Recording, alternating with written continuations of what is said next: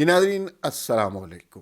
اور آج ہم نے بات کرنی ہے کہ یہ اچانک صدارتی نظام کا شوشہ کیوں چھوڑا جا رہا ہے، اور یہ شوشہ کون چھوڑ رہے ہیں، اس کے پیچھے اغراض و مقاصد کیا ہے، کیا یہ ایک طرح کی ڈائیورژن ہے، کیا یہ سنجیدہ پلان ہے، کیا یہ سرکاری ترجمانوں کی، بے ضمیر تجزیہ کاروں کی یہ ڈیوٹی لگا دی گئی ہے کہ وہ اس کے اوپر بات کر دیں، اور حکومت کے جو دیگر افعال ہیں اور جو لاجواب کارکردگی ہے اس کے بارے میں لوگ بات ہی نہ کریں؟ تو اس کو صدارتی نظام کے حوالے سے بات کرتی ہے۔ تو صدارتی نظام کچھ لوگوں کا خواب بھی ہے، اور پاکستان کی تاریخ میں ہم جانتے ہیں کہ کئی دفعہ یہ خواب پورا بھی ہوا، لیکن اس خواب کی جو تعبیر ہے وہ انتہائی عبرت ناک شکل میں نکلی ہے۔ اور وہ مثلا 3-4 دفعہ تو یہ ایسا ٹرائی ہوا ہے ڈکٹیٹروں کے زمانے میں۔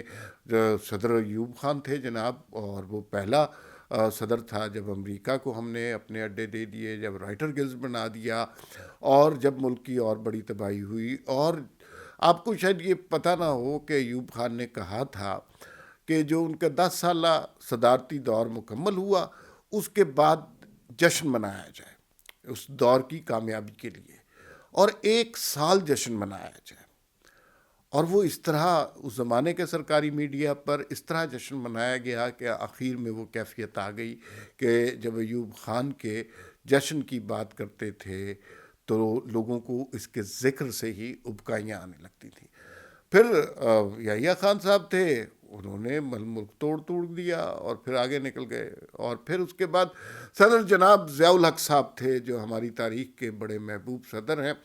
خواب ان کا یہ تھا کہ افغانستان کو صوبہ بنائیں، خود امیر المومنین بن جائے، لیکن ان کے دور میں پاکستان کو سب سے زیادہ نقصان ہوا، اور پاکستان میں آپ نے دیکھا کہ دہشت گردی بھی آئی، طالبانائزیشن بھی ہوئی، ڈرگز بھی آئیں، اسلحے کی فروخت بھی ہوئی، اور بہت سارے ایسے مسائل۔ مذہب کو جس طرح صدر ضیاء الحق نے استعمال کیا، اس سے زیادہ رقیق مثال نہیں ہو سکتی۔ اور پھر صدر جناب پرویز مشرف صاحب بھی تھے۔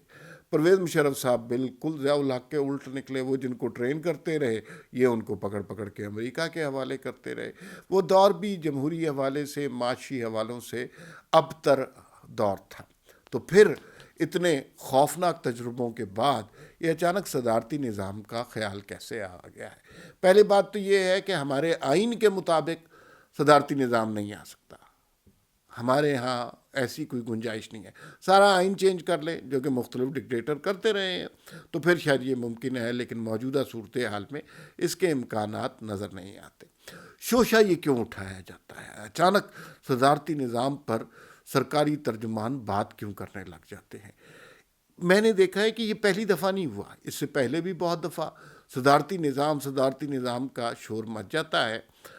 بنیادی طور پہ جو میں سمجھا ہوں کہ یہ صدارتی نظام کا مقصد، یا اس نعرے کا مقصد یہ ہوتا ہے کہ جو لٹی پٹی ٹوٹی پھوٹی جمہوریت ہمارے ہاں ہوتی ہے، اور جب بھی اپوزیشن ذرا زور دکھانے لگتی ہے اور اسٹیبلشمنٹ کی مدد سے آئی ہوئی کوئی حکومت ناکام ہونے لگتی ہے، وہ ایگزیکٹ وقت ہوتا ہے جب صدارتی نظام کے بارے میں بات ہونا شروع ہو جاتی ہے۔ یہ ایک طرح سے دھمکی ہوتی ہے، ایک طرح سے خوف زدہ کیا جاتا ہے اپوزیشن کو، سیاسی جماعتوں کو، عوام کو، کہ بھائی جو کچھ آپ کے ہاتھ میں ہے آپ یہ بھی لٹوا سکتے ہیں، کیونکہ ماشاء اللہ لگانے میں تو ہم دیر نہیں کرتے، تو ہم کسی وقت بھی ماشاء اللہ لگا کے صدارتی نظام لگا لیں گے۔ تو یہ جو آپ کے پاس موجود ہے ایک ایسی اسمبلی جو جب چاہے جس طرح موم کی ناک ہوتی ہے اس طرح اس کو موڑ دیا جائے، وہ سینٹ جو بیچارہ اپنی اکثریت کے باوجود اپنا چیئرمین نہیں منتخب کر سکتا ہے، بس اس کو جمہوریت سمجھیں۔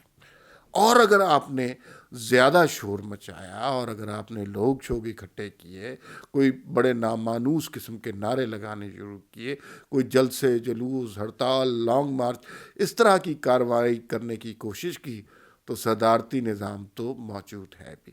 میرے خیال میں اب پاکستان اس سوچ کا متحمل نہیں ہو سکتا۔ یہ صرف ایک نعرہ ہے، ایک دھمکی ہے، جو سرکاری ترجمانوں کے ذریعے لوگوں کے ذہنوں میں ڈالا جا رہا ہے کہ یہ بساط بھی، جو ٹوٹی پھوٹی چیزیں ہمارے پاس میسر ہیں، یہ بساط بھی الٹ نہ جائے۔ میرے خیال میں اپوزیشن کی تحریک جب بھی زور پکڑتی ہے، جب بھی عوام اینٹی اسٹیبلشمنٹ بیانیہ لے کر سامنے آتے ہیں، تو یہ خوف چند لوگوں کے ذہنوں میں آ جاتا ہے کہ اب پھر ان کی باری بھی آئے گی، لوگ ان کی طرف بھی متوجہ ہوں گے کہ اس ملک کی تباہی میں جناب آپ کا بھی بہت بڑا ہاتھ ہے۔ تو اس وقت ایک دھمکی کے طور پر صدارتی نظام کا نعرہ لگایا جاتا ہے۔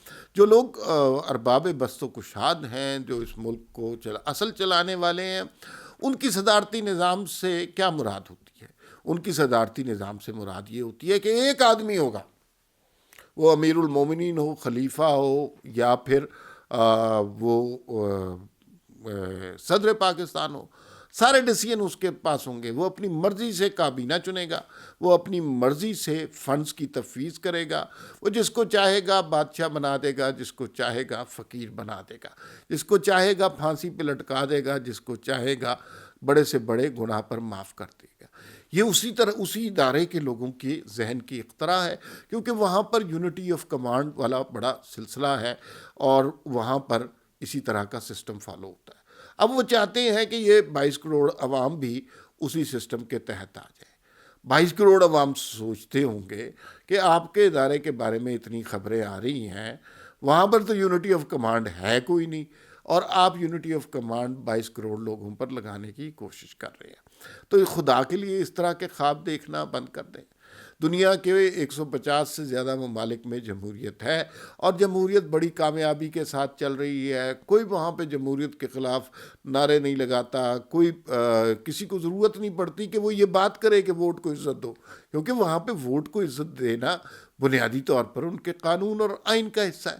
یہ ہمارے جیسے ملک ہیں جہاں پہ ایک بہت بڑی تحریک شروع کرنی پڑتی ہے صرف یہ کہنے کے لیے کہ جو ہمارا ووٹ ہے اس کی کوئی بھائی تعظیم کر لیں، وہ ایسے اس کو جو ہے رسوا نہ کرتے پھریں۔ اور اتنے ممالک میں اگر جمہوریت کا نظام چل رہا ہے تو پھر اس جمہوری نظام سے آپ کو تکلیف کیا ہے؟ اس لیے دیکھیے، عمران خان کے دور حکومت میں آپ عمران خان کو بہت زیادہ الزام دے سکتے ہیں کہ اس نے گورننس کی ابتری کر دی اور ملک کو برباد کر دیا، عوام کی زندگی مشکل کر دی، لیکن ایک نقطہ بڑا اہم ہے۔ یہ جو 3.5 سال گزرے ہیں، اس میں جو سارے ریسورسز تھے وہ عمران خان کے ہاتھ میں نہیں تھے۔ یہ الگ بات ہے کابینہ میں کس کو وزیر لگانا ہے، کس کو نہیں لگانا، یہ اور بات ہے، اور کس سے لڑائی لڑنی ہے، کس کے خلاف گالم گلوچ کرنی ہے، لیکن ریسورسز پر کس کا قبضہ تھا؟ میرا نہیں خیال عمران خان کا قبضہ تھا ریسورسز پہ۔ ریسورسز انہی کے پاس تھے جن کے پاس ہمیشہ ہوتے ہیں۔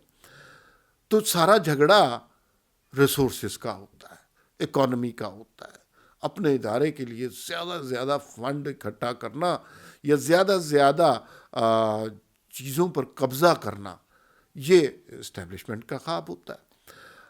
ہمیں نہیں پتہ چلتا کہ اس سارے عرصے میں کیا ہوا، معاشی طور پر ہمارے فنڈز کدھر گئے، ہماری اکانومی کی حالت اتنی بری کیسے ہو گئی۔ اصل میں اس کے پیچھے اگر کبھی ہمیں پتہ چلا، جس کے امکانات بہت کم ہے، کہ ان 3 سالوں میں کچھ اداروں نے بہت کمایا ہے، کچھ لوگوں نے بہت کمایا ہے، اور وہ سارے سیاستدان نہیں ہیں۔ یہ یاد رکھیے گا کہ وہ سارے سیاستدان نہیں۔ قبضہ تو انہوں نے جما لیا، پلان بھی 10 سال کا تھا، تھوڑی سی اس میں ماڈیفیکیشن کی کوشش کر رہے ہیں، لیکن خوف یہ پیدا ہو رہا ہے کہ جس جگہ پر ہم نے قبضہ کر لیا ہوا ہے اس سے کہیں ہمارا قبضہ چھن نہ جائے، یا پھر اگلے 10 سال میں جو مزید قبضے کا پلان تھا تو کہیں اس میں کوئی رکاوٹ پیدا نہ ہو۔ یہ خوف ہوتا ہے۔ مسئلہ صاحب وہ جو محاورہ ہے نا کہ جو دنیا میں وجہ تنازع 3 چیزیں ہوتی ہیں، زر، زن اور زمین، یہ محاورہ میرے خیال میں غلط ہے۔ زن اور زمین کا اس سے کوئی تعلق نہیں ہے۔ یہ دنیا بنیادی طور پر معاملہ زر کا ہوتا ہے، اکانومی کا ہوتا ہے، ریسورسز کا ہوتا ہے۔ تو ریسورسز پر ان کا قبضہ ہے، وہ نہیں چاہتے کہ کوئی اس کی طرف آنکھ اٹھا کے بھی دیکھے، کیونکہ ان کے ریسورسز پر اگر کسی نے بات کی تو وہ اس کی آنکھ بھی نکال سکتے۔